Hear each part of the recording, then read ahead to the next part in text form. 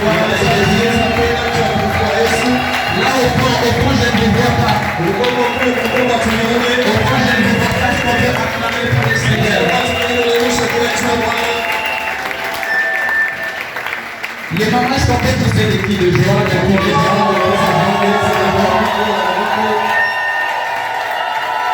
Gloire à notre Dieu. Gloire à notre Dieu. Gloire au Seigneur. Je disais gloire au Seigneur.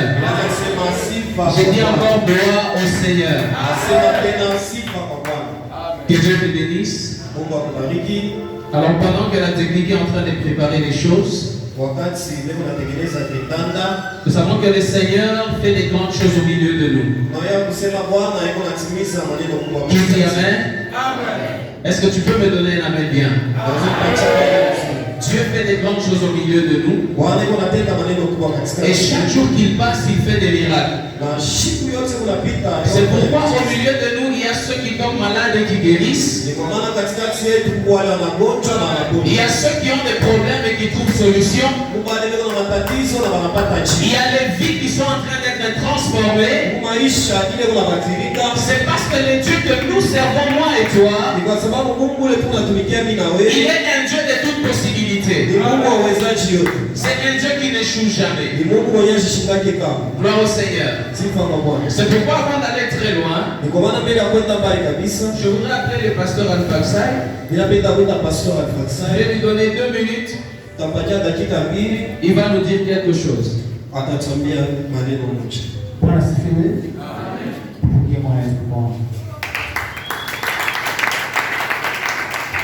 Shukrani ya kwanza namshukuru Mungu wakati sikuwa na magonjwa. En premier lieu, je remercie Dieu quand j'étais souffrant. Niliona Mungu katika maombi yenu. J'ai vu la main de Dieu au travers de vos prières. Alléluia. Yote aliniita kumkonsole, Mungu ambariki. Et tout celui qui m'a appelé pour me consoler, que Dieu le bénisse. Na wewe hukuniita, yule aliniita anakusimamia. Et toi qui m'as pas appelé, celui qui m'a appelé t'a représenté. Yule aliniita na wewe hukuniita, yeye aliniita anakusimamia.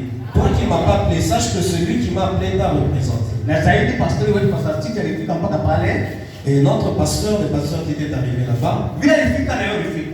Comme lui est arrivé, c'est-à-dire que toi aussi tu es arrivé. Mungu akubariki. Que Dieu te bénisse. Katika ile barabara hapo unaishi sur la rue où j'habite, paliondoka mama moya, il y a une maman qui a déménagé. Na kijana wa miaka 20 et un jeune homme de 20 ans. Huyu kijana walikuwa wanamtunza kwa ile daktari alikuwa anamtunza.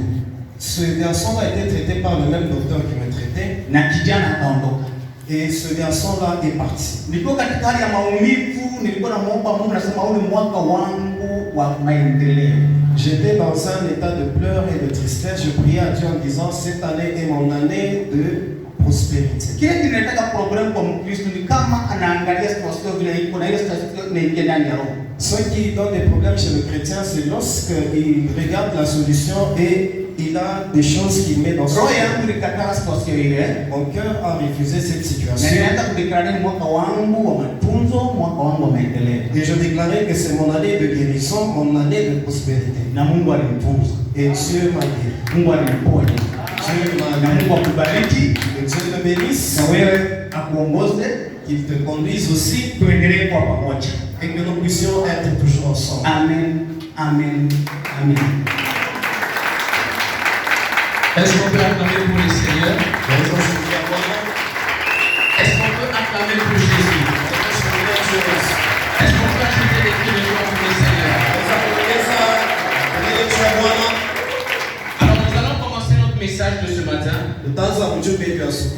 Je veux que tu me suives très bien. Gloire au Seigneur.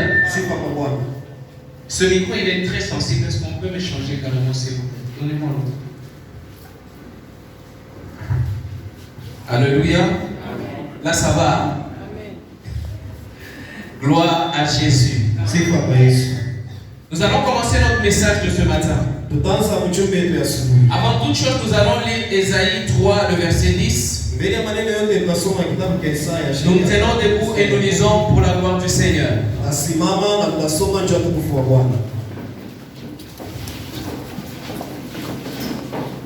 nom de Jésus. Amen. Dites que le juste prospérera, car il jouira du fruit de ses œuvres. Amen. Acclamons la parole de Dieu, veuillez vous asseoir. Il nous a été donné un thème sur lequel nous sommes en train de parler. Il a été déclaré que cette année 2022, c'est une année de prospérité. Qui dit Amen? Sois avec moi parce que je ne serai pas long. Cette année a été déclarée une année de prospérité. Et la prospérité dont il est question, elle te concerne et elle me concerne aussi. Quand on parle de prospérité, on voit une personne qui sort d'un état à un autre. On voit une personne qui sort d'une situation à une autre. Lorsqu'on parle de prospérité, on voit une évolution. Dis avec moi évolution. Quelqu'un qui prospère, ce n'est pas quelqu'un qui reste sur place. C'est pourquoi par le Saint-Esprit, un jour Dieu nous a dit que 2022, c'est comme un champ déjà cultivé. Qui se souvient de ça? Le Saint-Esprit nous l'avait dit que 2022, c'est un champ qui est déjà cultivé, mais qui attend la sémence. Et vous allez voir que par le même Saint-Esprit, pour les messages qui ont précédé, ce sont des messages qui nous parlent de la sémence. Mais la bonne nouvelle que j'ai pour toi ce matin, c'est que la prospérité, elle concerne tout le monde. Il n'y a pas une catégorie de personnes qui sont concernées par la prospérité. Mais la prospérité que le Seigneur nous donne, elle concerne tout le monde. Quel que soit ton rang, tu dois prospérer. Quel que soit ton âge, tu dois prospérer. Quelle que soit la famille d'où tu viens, tu dois prospérer. Cette année, la prospérité, ce n'est pas une option. Mais c'est un ordre qui nous a été donné. Tu dois prospérer. Spirituellement, matériellement, tu dois prospérer au nom de Jésus. Dis à ton voisin, tu dois prospérer. Balance un peu ta main. Pépéa. Maman, ça va? La douleur, elle est partie. Balance ta main. Pépéa. Est-ce qu'on peut acclamer pour le Seigneur? Nous devons prospérer. Écoute, la prospérité. Écoute, j'ai un souci, je veux que tu me suives très bien. J'ai toujours dit, il y a des choses qui demandent la prière. Mais il y a des choses aussi qu'il faut simplement pratiquer. La prospérité dont il est question, ce n'est pas un problème de catégorie de personnes. Tout le monde doit prospérer. Les enfants prospèrent, les adultes prospèrent, l'église prospère, tout le monde doit prospérer. Et une personne qui doit prospérer, la première des choses, il faut d'abord que tu sois insatisfait de la position que tu as. Que tu sois insatisfait de la situation dans laquelle tu te trouves. Quelqu'un qui ne prospère pas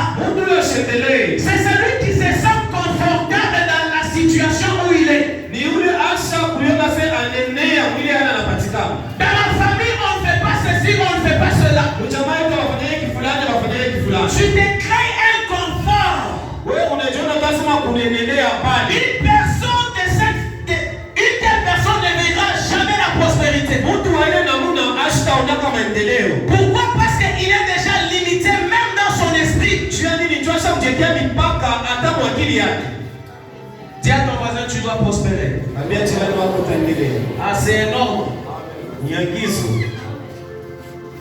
Écoute mon bien-aimé. Unisikie mpendwa. La prospérité, Maendeleo, ça veut dire le travail. ni kusema kutumika kazi. Je vais essayer de parler très lentement pour que tu me suives. Nasema polepole tu nifate vizuri. La prospérité, c'est-à-dire le travail. Maendeleo ni kusema kutumika kazi.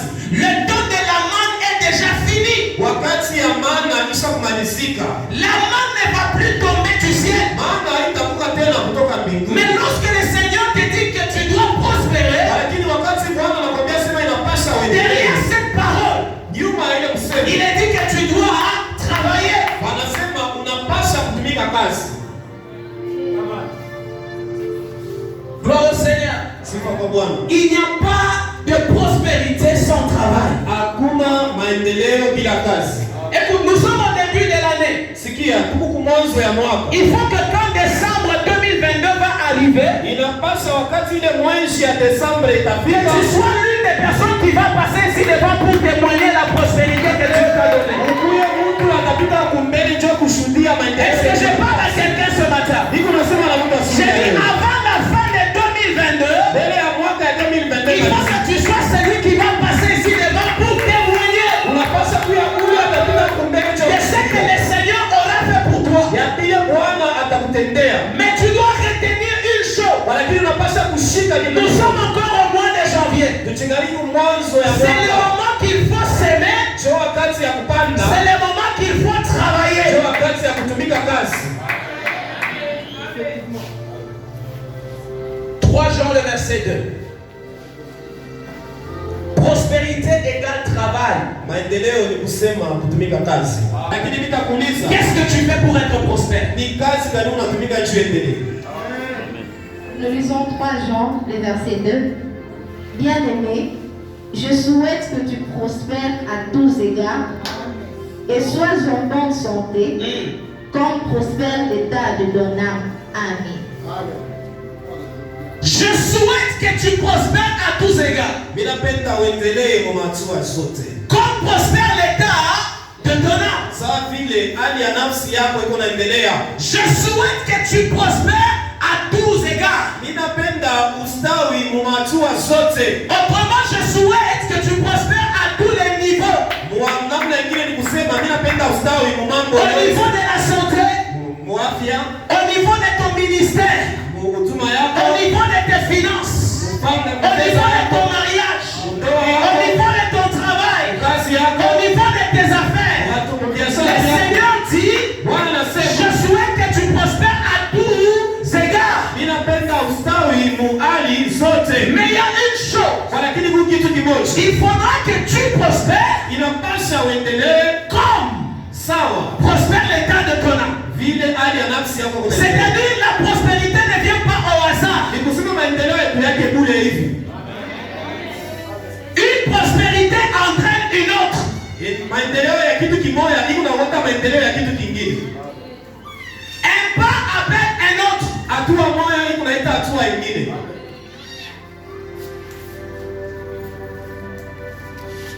Je souhaite que tu prospères à tous égards comme prospère l'état de ton âme. Mimi nataka ustawi mwachwa yote sasa vile hali ya nafsi yako iko na stawi. C'est-à-dire que quelqu'un qui n'a pas encore prospéré, Ni kusema mtu ule ashaendelea même si ce n'est pas encore visible, hata bionekana na macho. quelque part dans le spirituel, Basi moja mkilo. il y a une prospérité qui doit déjà commencer. Huku maendeleo ile inapasha kwanza.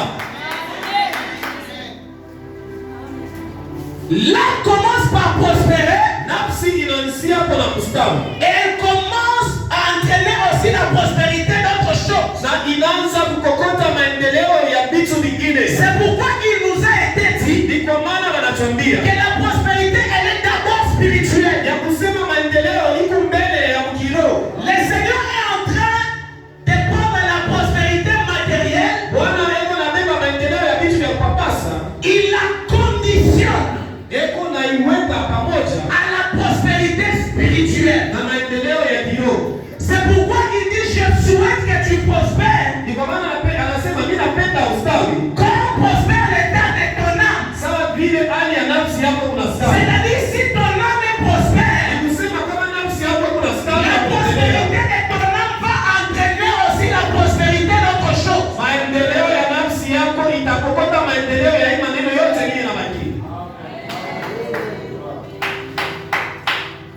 Écoute-moi très bien. L'âme, c'est la partie spirituelle de la personne. C'est la partie invisible de l'homme. Est-ce qu'on est ensemble jusque là? La prospérité matérielle, elle est conditionnée à la prospérité spirituelle.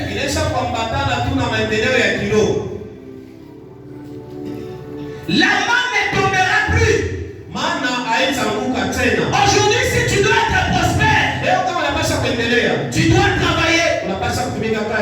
Vous savez pourquoi à des moments il y a des gens, même au milieu de nous, si je te pose la question, quel est le projet que tu as? Il y en a qui n'ont même pas de projet. Vous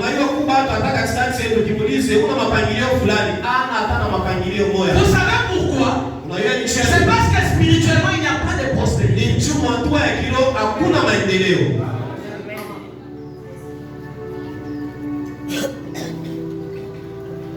La prospérité c'est quoi?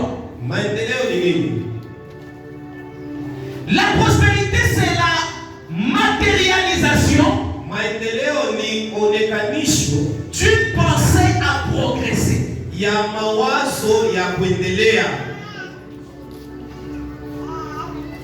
Je veux que tu me saisisses très bien. La prospérité, c'est la matérialisation d'une pensée à progresser. Vous allez comprendre pourquoi le Seigneur dit je veux que tu prospères à tous égards comme prospère l'état de ton âme.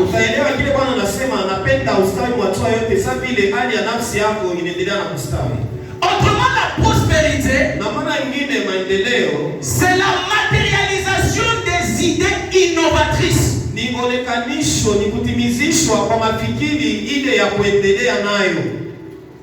Est-ce que tu peux expliquer ça? Wanasema hivi, maendeleo ni kutimizishwa kwa mawazo ya vitu vile unapenda kufanya juu usonge mbele.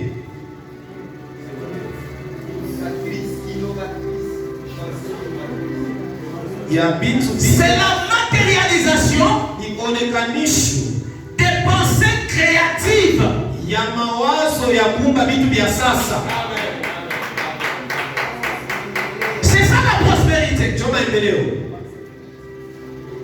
Tel que tu vis maintenant là, tu n'es pas encore prospère. N'est-ce pas belle?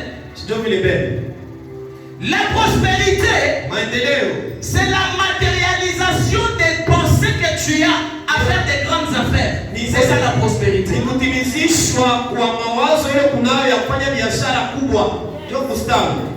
J'ai touché le point. Acclamons le Seigneur. Est-ce qu'on est ensemble jusque là? C'est-à-dire la prospérité, elle se manifeste après avoir commencé quelque part. Amen. Est-ce qu'on est ensemble? C'est très haut. Bon, on doit être très haut. Fais ça. J'ai l'impression que je suis en train de donner cours, mais le Saint-Esprit va nous aider. Nous lisons Luc 15, 16 à 18. Je vais illustrer ça. Nous lisons Luc 15, le verset 16 à 18 au nom de Jésus. Amen. Il aurait bien voulu se rassasier de carouches que mangeait le pourceau. Mais personne ne lui en donnait. Étant rentré à lui-même, il s'est dit, combien de mercenaires chez mon père ont du pain en abondance, et moi, ici, je meurs de faim. Je me leverai, j'irai vers mon père, et je lui dirai, mon père, j'ai péché contre le ciel et contre toi. Amen. Gloire au Seigneur. Ici, l'idée c'est quoi? L'idée c'est-à-dire, le Seigneur nous a dit que c'est une année de prospérité. Mais pour que tu arrives à prospérer, il faut que tu réfléchisses, que tu saches ce que tu dois faire pour vivre la prospérité. La prospérité, ça peut être une prophétie,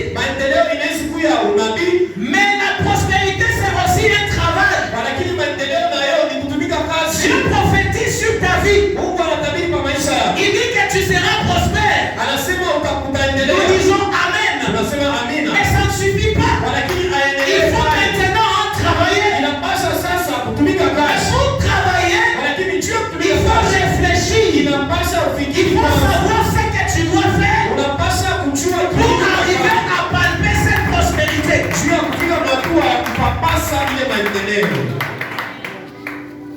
La Bible nous parle de cet enfant prodigue. Cet enfant s'est retrouvé quelque part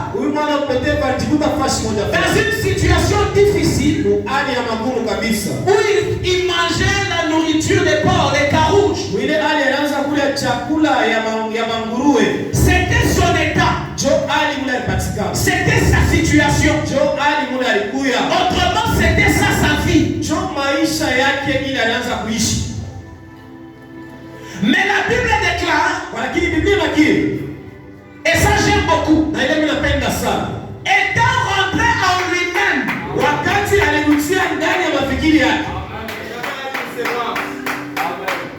comme prospère l'état de ton âme. Étant rentré en lui-même,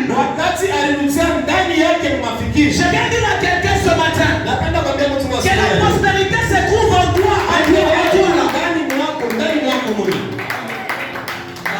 Pour ce que tu cherches, se trouve au-dedans de toi. Étant rentré en lui-même, qu'est-ce qu'il s'est dit, Pierrot? Je me lèverai.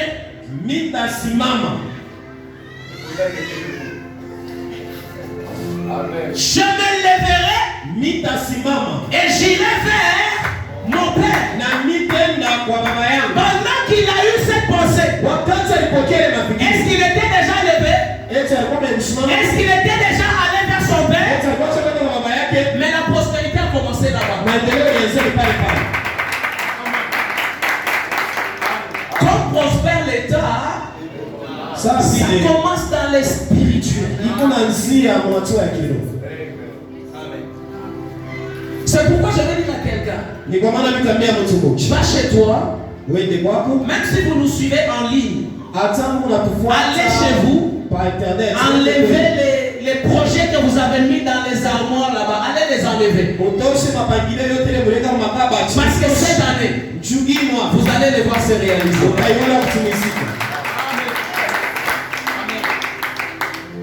Gloire au Seigneur. Pendant qu'il disait j'irai vers mon père,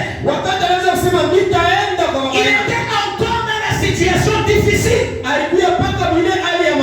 Mais spirituellement, il était déjà allé parce qu'il attendait quelque chose.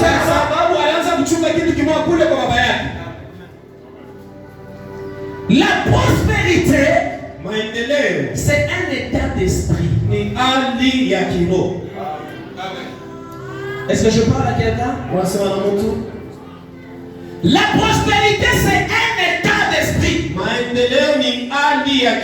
Si tu te contentes de la situation où tu es, tu ne vas jamais prospérer. Pour arriver à la prospérité, il faut que ton esprit commence par se rebeller. Il faut que tu sois insatisfait de la situation où tu te trouves. C'est là que le changement commence. Alors c'est pourquoi rapidement, je voudrais te parler des principes de la prospérité. Dis avec moi le principe de la prospérité. Ces histoires dont je te parle, c'est parce que beaucoup de gens au milieu de nous doivent voir leur vie changer. Nous devons avoir des entrepreneurs ici. Je crois que tu allais dire amen. Nous devons avoir des entrepreneurs. Mais tu cherches à devenir grand. La grandeur commence là. Il y a des gens, ils se lèvent le matin, ils pensent déjà manger. À midi manger, le soir manger. Donc lui, toute sa vie c'est seulement manger.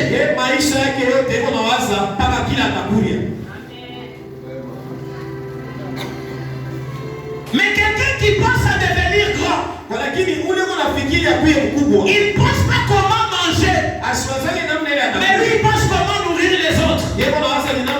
Pour arriver à nourrir les autres, il faut que toi au préalable tu aies mangé. Mais comment arriver à nourrir les autres? C'est-à-dire qu'il faut entreprendre quelque chose.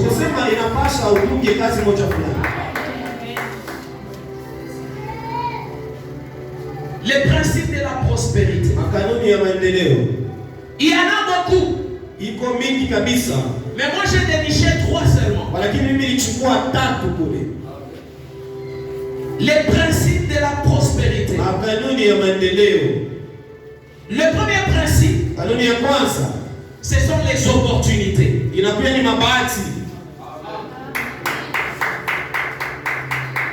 Les opportunités. Le deuxième principe, c'est le travail. Et le troisième principe, c'est les résultats.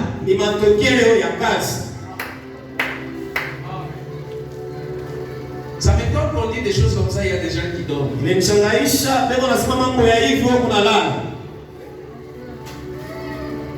Ces choses vont façonner ta vie. L'église, ce n'est pas un rassemblement, je crois que je le dis souvent, ce n'est pas un rassemblement des gens qui ont échoué. Et puis ils viennent dans l'église s'asseoir pour attendre le miracle. Non. Si c'est le cas, on n'a pas de raison d'être ici. Moi j'ai toujours cru.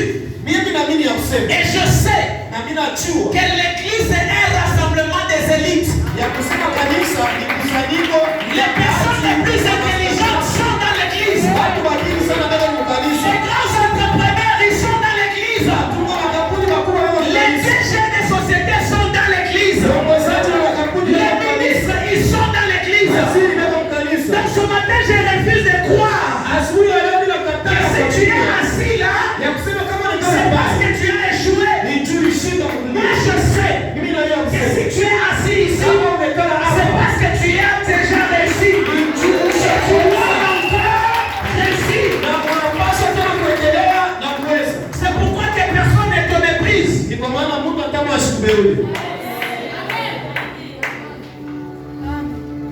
3 principes. Les opportunités. Le travail. Les résultats. Mais comme on n'a pas beaucoup de temps, aujourd'hui on va parler simplement des opportunités. Dis à ton voisin opportunité. C'est quoi une opportunité? Une opportunité, c'est une porte découverte pour s'enrichir. C'est une porte découverte pour s'épanouir. Une opportunité, ce n'est pas une chose qu'on découvre facilement.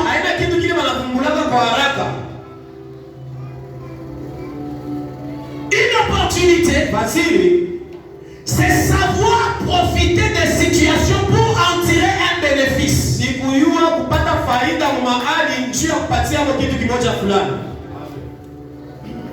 Est-ce que je parle à quelqu'un? Anasema na mtu.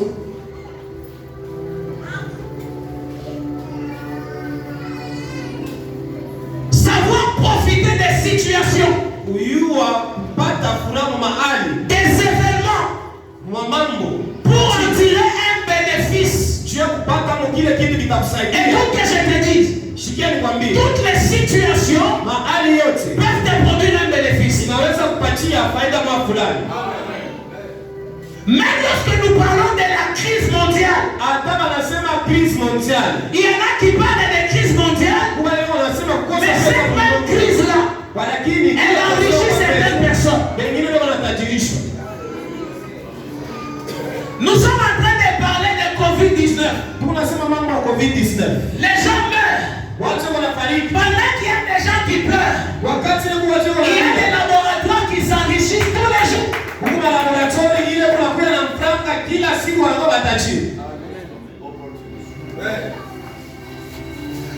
que nous nous cachons Covid, nous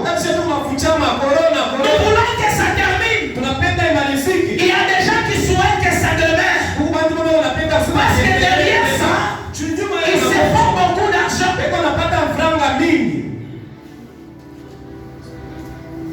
Nous parlons de guerre. Il y a des guerres partout dans le monde. Pendant qu'il y a des gens qui pleurent, il y a d'autres qui souhaitent que la guerre continue. Parce que derrière cette guerre, ils en tirent bénéfice. Je ne suis pas en train de dire qu'il faut favoriser les mauvaises situations pour en tirer bénéfice. Mais la Bible nous dit dans Ésaïe 3:10, les justes prospérera. La prospérité dont je te parle, ce n'est pas la prospérité des injustes, mais je te parle de la prospérité du juste.